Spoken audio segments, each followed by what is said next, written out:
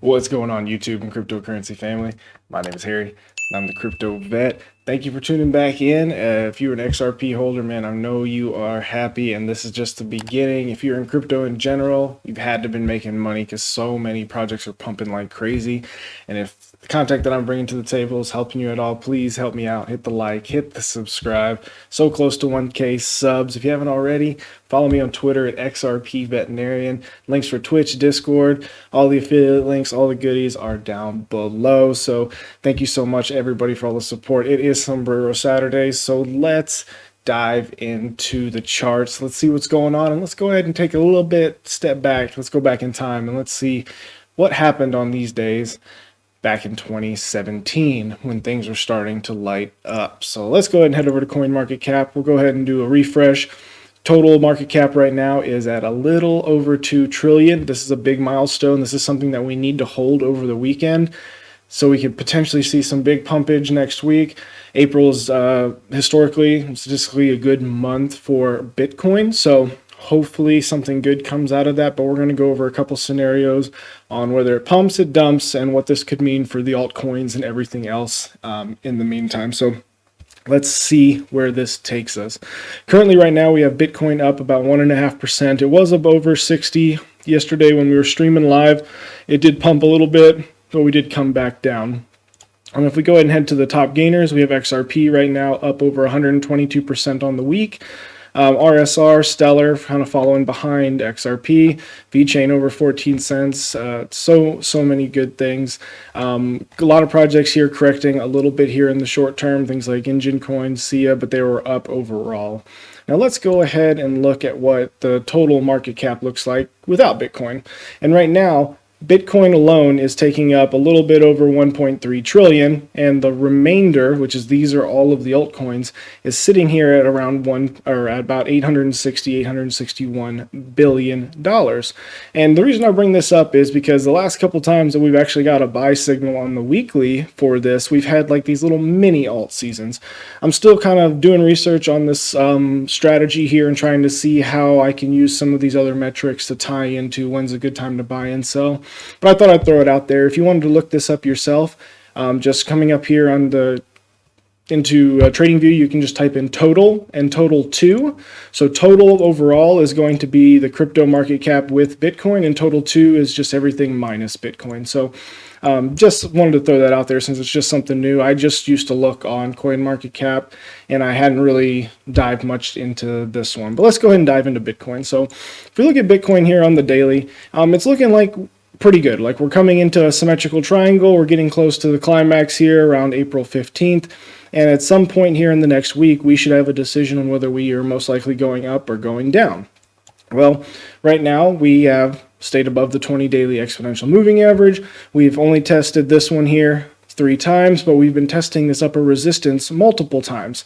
The more you test a support or resistance, the more likely you are to break through it. However, this one day here, yesterday, we had a big pump up to around 61,700-ish, and we have come all the way back down under this resistance, under the big even of 60,000, which I have depicted by this line. Let's change it to something different from all the other colors. So right now Bitcoin is still trying to decide which way it's going to go. So if we were to go to the upside, we're looking for a breakout to close to around $70,000, which would be the next big even. And we also, if we were to break to the downside, we're looking at potentially going as low as 42.43 and testing this 20 daily or 20 weekly exponential moving average. So where we're heading right now, we're not sure. We just got to wait and see. We got to wait to see if we come above, come below. We don't know. So we can try to look for other things to kind of show us where we're at.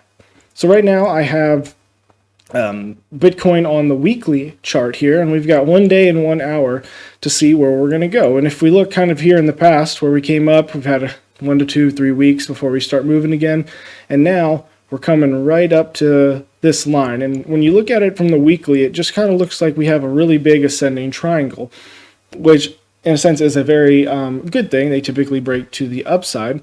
But if we want to really lock that in over the weekend, we would really like to see this weekly close above the $60,000 mark.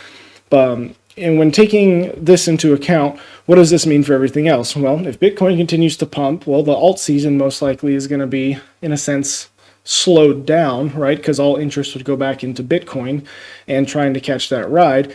If it drops to the downside, altcoins are going to suffer a little bit. However, they could easily pump immediately after.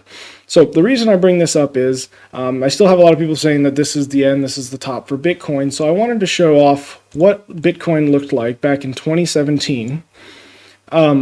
Exactly, you know, roughly the same time period that we are in now. So this was exactly, how many months? April's 4. So this is about 8 months before Bitcoin hit its top. So at this time, Bitcoin was only $1,200. And if we really zoom out, we can see what happened right after, right? So this was in April. This is where we get the statistically a good idea. We can see that during this time, we had come up November, which if we come back to where we were in November, we were just starting to make our pumps to the upside. We had broken 10K. It looked like everything was going well. We came up, we had a big correction. We came down and touched this 20-day or 20-weekly exponential moving average, which is the dark blue line. We kept going, had a very large, nasty correction where we were up at $1,300 all the way down to $900. And then after this, we had parabolic run-up. The reason I bring this up is right now on this chart, I also have the Bollinger Bands, which is showing how overextended or how many standard deviations away from midline we are while trading. If we look where we are now, Bitcoin has rode the top of the Bollinger Bands, and the bottom here has been the 20 daily exponential moving average. On this line here, we can see the 20 daily, and you can see how we rode the top. Because the price was moving too quickly, too fast, we were getting past and overextending past the Bollinger Bands, which is causing a sharp pullback back into the range. If you look at where we are now, we are riding exactly on the top, and when we do get pulled down, we're staying within these safe zones. Right here, this weekly candle, we tried to pull out a little too much, got sucked back in. Well, now where are we at right now on Bitcoin? Well, we're starting to get in the middle, and the Bollinger Bands are starting to come back together. So if we were to have a drop now, the drop would most likely not be as severe as if it was back in 2017. So that's something that is a little different in my opinion. Now, if we zoom out on 2017 to see what else happened, we see this very, very drastic pull away of the Bollinger Bands as we started getting higher and higher and higher up in price, which we don't have that yet, right? We haven't caused that real parabolic from where we were here. And if you put us back at the same time of where we were in Bitcoin, if we go to try to make this over to here, we have yet to even see the real pump where we get way past and then use the outside of these Bollinger Bands as an extension. We are literally in this little zone right here as compared to the 2017 bull market. So this is just another thing that, you know, I was able to find that really depicts, in my opinion, how early we still are. And I know right now it's hard to think 100,000+ Bitcoin. Get the fuck out of here, Harry, you fucking idiot. This is why you sit behind a computer all day. But this can happen, right? Do you think that back here when it hit $3,000, do you think people were like, 20K? That shit ain't gonna happen. You're out of your fucking mind. What did it do? It hit 20K. And it hit it right at the end of the year. So, you know, just something to take into consideration. What happens right now in the short term? Not exactly sure. You know, if we zoom in to the 4-hour, you know, there's a lot more bearish looking technicals than bullish. We're rounding over. We got a rejected, rounding over again, back under support or back under resistance. So just kind of take it with a grain of salt and see where we go. If we look at Ethereum, same exact thing. The one thing though with Ethereum is we're struggling right at the golden pocket, and you know the 2350, which is where I thought we were going to go to in this run. I still think we're going to get there. It's just taking a little bit longer than you would expect. Nice little W pattern. I want to see it hold above 2K around 2050. If we can get it above 2150 and hold there, then I think we'll just slowly trickle our way to the upside. Not much else to say there. And then as far as XRP, it's going to keep going, guys. I think any price right now is a good buy price, anything under all-time high. Can we have some crazy pullbacks? Hell yeah, we can. We're going to go back in time again. Here's 2017. This is when we pumped from 26 cents up to 88. 1, 2, 3, 4, 5, 6, 7 days. And then we went from 66 all the way up to $1.26, couple of days. Then after that, it went parabolic. So I'm lining up the prices right now on each side, so that way my lines are approximately equal. And if you look here, does this not look very similar to what we had before? So, you know, I'll let you do the rest of the soul searching there. But as of right now, I feel like we are just going to be setting ourselves up, and Monday is going to be absolutely crazy. There's not really much I can do as far as short-term TA. I've been looking, searching. I have the Bitcoin to XRP on the left-hand side. We have surpassed resistance. On this side here, I've got a bunch of fib lines trying to track where we're at. We are currently getting up above. Looks like we're setting for a little bit of a breakout.